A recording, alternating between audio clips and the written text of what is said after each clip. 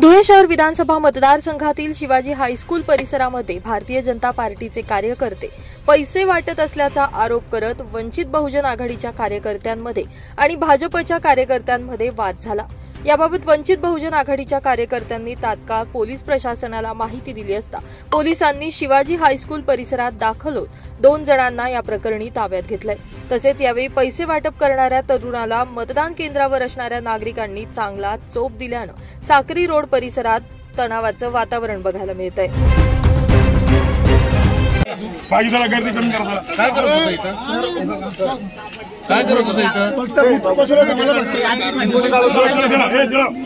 कसं लॅपटॉप कशाला आणलाय? लॅपटॉप पोरं बसवले नाव जर स्वतः